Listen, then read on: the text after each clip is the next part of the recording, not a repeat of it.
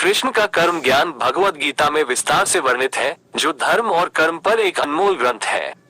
यहाँ उनके कुछ प्रमुख उपदेश हिंदी में प्रस्तुत हैं। कर्म ही नियति नहीं, पथ है। कृष्ण कहते हैं, कर्म फलदाता है, भाग्य नहीं। तुम जो सोचते हो वही बनते हो।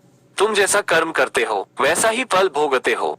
निस्वार्थ भाव से कर्म करो। कर्म का फल ना चाहो, बस कर्म को अपना कर्तव्य समझकर करो। फल की चिंता त्याग देकर कर्मयोग में लीन हो जाओ।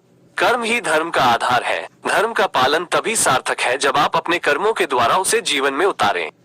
सत्य बोलना, दयालु होना, ईमानदारी से कर्म करना, यही धर्म के सच्चे रूप हैं। अपने कर्मों पर विश्वास रखो। जो कर्म ठीक है, उचित है, उसे बिना डरे, पूरी निष्ठा और लगन से करो।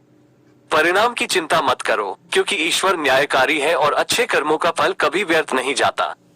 कर्म का चक्र चलता रहता है। हर कर्म का फल मिलता है, भले ही देर से मिले। अच्छे कर्म अच्छे फल देते हैं, बुरे कर्म बुरे फल देते हैं। इसलिए हमेशा सत्कर्म का मार्ग चुनो। कर्मयोग ही मोक्ष का द्वार है। निस्वार्थ भाव से कर्म करते हुए जब अपने अहंकार और आसक्ति का नाश होता है, तभी मोक्ष का द्वार खुलता है। ये कुछ प्रमुख बिंदु हैं, लेकिन कृष्ण का कर्म ज्ञान भगवद गीता में और भी विस्तार से वर्णित है। अगर आप गहराई से समझना चाहते हैं तो भगवद गीता का अध्ययन जरूर करें। आशा है ये जानकारी आपके लिए उपयोगी होगी।